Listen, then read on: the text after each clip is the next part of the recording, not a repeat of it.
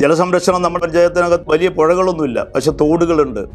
മലപ്പുറം ജില്ലയിൽ തന്നെ ഇനി ഞാൻ ഒഴുകട്ടെ എന്ന പദ്ധതിയുടെ ജില്ലാതല ഉദ്ഘാടനം തന്നെ നിർവഹിച്ചത് തൃക്കലങ്കോട് വെച്ചിട്ടാണ്. നമ്മൾ കണ്ടാലപ്പൻ്റെ വലിയ തോടിൻ്റെ പരിസരത്ത് വെച്ചായിരുന്നു.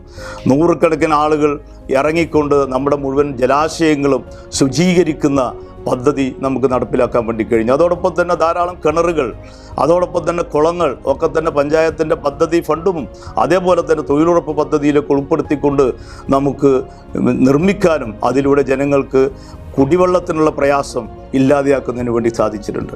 ഇതോടൊപ്പം തന്നെ എടുത്തു പറയേണ്ട ഒരു കാര്യമാണ്, പഞ്ചായത്തിനകത്ത് സമഗ്ര കുടിവെള്ള പദ്ധതിക്ക് വേണ്ടിയുള്ള ഡീറ്റെയിൽഡ് എസ്റ്റിമേറ്റ് തയ്യാറാക്കിക്കൊണ്ട് അതിൻ്റെ അംഗീകാരം ഒരു ഘട്ടത്തിൽ കിട്ടുകയും നമുക്ക് സംസ്ഥാന സർക്കാരിൻ്റെ ബജറ്റ് അതിൽ ഉൾപ്പെടുകയും ചെയ്തിരുന്നു. പക്ഷേ ഒരു വലിയ പ്രളയം വന്നപ്പോൾ അത് പദ്ധതിയിൽ നിന്ന് മാഞ്ഞുപോയപ്പോഴും ഇപ്പോഴും അതിൻ്റെ പ്രവർത്തനം നടന്നുകൊണ്ടിരിക്കുകയാണ്. ആമയൂരിൽ നമ്മൾ 60 സെൻറ്റ് സ്ഥലം ഈ കുടിവെള്ള പദ്ധതിക്ക് വേണ്ടി അതിൻ്റെ ട്രീറ്റ്മെൻറ്റ് പ്ലാന്റ് തയ്യാറാക്കുന്നതിന് വേണ്ടി വാങ്ങിയിട്ടുണ്ട്.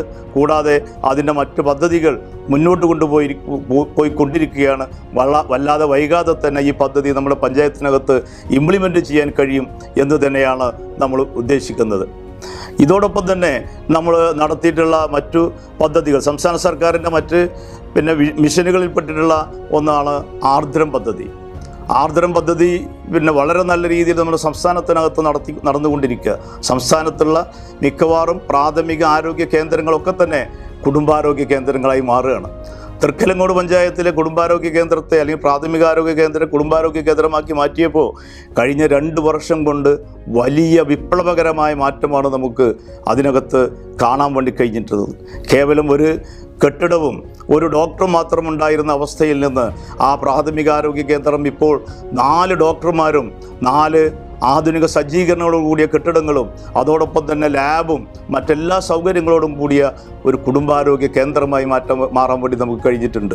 നേരത്തെ ഉച്ചവരെ ഉണ്ടായിരുന്ന OP സംവിധാനം, അതും ആഴ്ചയിൽ 2 ദിവസം അല്ലെങ്കിൽ 3 ദിവസം മാത്രം പ്രവർത്തിച്ചിരുന്ന OP സംവിധാനത്തെ മുഴുവൻ സമയം രാവിലെ 9 മണി മുതൽ വൈകുന്നേരം 6 മണി വരെയുള്ള OP സംവിധാനവും രാവിലെ 3 ഡോക്ടർമാരും വൈകുന്നേരത്തെ OPയിൽ പഞ്ചായത്ത് നിയമിച്ച ഒരു ഡോക്ടറുമടക്കം 4 ഡോക്ടർമാർ ഇന്ന് അവിടെ സേവനം ചെയ്തുകൊണ്ടിരിക്കുന്നുണ്ട്. നേരത്തെ OPയിൽ വന്നിരുന്നതിൻ്റെ 10 മടങ്ങ് ആളുകൾ ഇന്ന് ആശുപത്രിയുടെ സേവനം ഉപയോഗിക്കുന്നുണ്ട്. മാത്രമല്ല അവിടെ എല്ലാവിധ മരുന്നുകളും നമുക്ക് ഈ വരുന്ന രോഗികൾക്ക് നൽകുന്നതിന് വേണ്ടി സൗജന്യമായി തന്നെ നൽകുന്നതിന് വേണ്ടി നമുക്ക് കഴിയുന്നുണ്ട്. നേരത്തെ അവിടെ ഒരു ലാബില്ലായിരുന്നു. നല്ല ആധുനിക സജ്ജീകരണങ്ങൾ കൂടിയ ലാബ് നമുക്ക് അവിടെ സെറ്റ് ചെയ്യാൻ വേണ്ടി കഴിഞ്ഞിട്ടുണ്ട്. ഈ രീതിയിൽ നമ്മുടെ പ്രദേശത്തെ സാധാരണക്കാരായ മുഴുവൻ ആളുകൾക്കും സൗജന്യമായി ചികിത്സ നൽകുന്ന സംവിധാനത്തിലേക്ക് നമ്മുടെ പ്രാഥമികാരോഗ്യ കേന്ദ്രത്തെ ഉയർത്തി നമ്മുടെ കുടുംബാരോഗ്യ കേന്ദ്രമാക്കി ഉയർത്തിയതിലൂടെ നമുക്ക് മാറ്റിയെടുക്കാൻ വേണ്ടി കഴിഞ്ഞിട്ടുണ്ട് എന്നുള്ളത് വളരെ സന്തോഷം നൽകുന്ന ഒരു കാര്യമാണ്. ഇതോടൊപ്പം തന്നെ പരിരക്ഷ, അതായത് പാലിയേറ്റീവ് സംവിധാനം, നമ്മുടെ തൃക്കലങ്കോട് പഞ്ചായത്തിനകത്ത് കേരളത്തിൽ പാലിയേറ്റീവ് സംവിധാനത്തിൻ്റെ അല്ലെങ്കിൽ പരിരക്ഷയുടെ 2 യൂണിറ്റുകൾ പ്രവർത്തിക്കുന്ന ഏക പഞ്ചായത്ത് നമ്മുടെ തൃക്കലങ്കോടാണ്. കാരണം അത്രത്തോളം രോഗികൾ നമ്മുടെ കിടപ്പിലായ രോഗികളുണ്ട്. ഈ മുഴുവൻ സ്വകാര്യ അടുത്തേക്കും പരിരക്ഷാ സംവിധാനം എത്തുന്നതിന് വേണ്ടി, പാലിയേറ്റീവ് സംവിധാനം എത്തുന്നതിന് വേണ്ടി 2 യൂണിറ്റുകൾ വളരെ നല്ല രീതിയിൽ പ്രവർത്തിച്ചുകൊണ്ടിരിക്കുന്നുണ്ട്. കൂടാതെ സ്വകാര്യ രീതിയിൽ പ്രവർത്തിക്കുന്ന പാലിയേറ്റീവ് സംവിധാനങ്ങളുമുണ്ട്. അവരുമായി ടൈപ്പ് ചെയ്തുകൊണ്ട് മുഴുവൻ രോഗികൾക്കും ആവശ്യമായ മുഴുവൻ സഹായ സഹകരണങ്ങളും എത്തിച്ചു കൊടുക്കാൻ നമുക്ക് സാധിച്ചിട്ടുണ്ട്. ഈ രീതിയിൽ നമ്മുടെ എല്ലാ രംഗത്തും ഇപ്പോൾ ആർദ്രം പദ്ധതിയുടെ കൂടെ തന്നെ നമ്മുടെ സബ് സെൻ്ററുകൾ, നമ്മളിപ്പോൾ ആമയൂർ സബ് സെൻ്റർ ഉണ്ടായിരുന്നു. അവിടെ വളരെ മോശപ്പെട്ട കെട്ടിടവും സൗകര്യമാണ് അവിടെ ഉണ്ടായിരുന്നത്.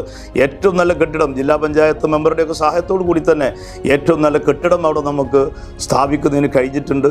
നമ്മുടെ മറ്റെല്ലാ സബ് സെൻ്ററുകളെയും 7 സബ് സെൻ്ററുകളാണ് പഞ്ചായത്തിനുള്ളത്. മറ്റെല്ലാ സബ് സെൻ്ററുകളെയും ഈ രീതിയിൽ ഉയർത്തിക്കൊണ്ടുവന്ന് ആധുനിക സംവിധാനത്തോടു കൂടി എല്ലാ ചികിത്സാ സംവിധാനങ്ങളും സർക്കാരിൻ്റെ സഹായത്തോടു കൂടി നടത്താൻ വേണ്ടി വരുന്ന ഭരണസമിതിയുടെ കാലഘട്ടങ്ങളിൽ ചെയ്യാനാകും എന്ന് തന്നെയാണ് ഞങ്ങൾ പ്രതീക്ഷിക്കുന്നത്. എല്ലാവർക്കും ചികിത്സ അവനവൻ്റെ വീടിനരികെ തന്നെ ലഭ്യമാക്കുന്ന രീതിയിലേക്ക് പഞ്ചായത്തിനെ മാറ്റിയെടുക്കാൻ വേണ്ടി ശ്രമിക്കും എന്ന് ഈ സന്ദർഭത്തിൽ ഉറപ്പു തരികയാണ്.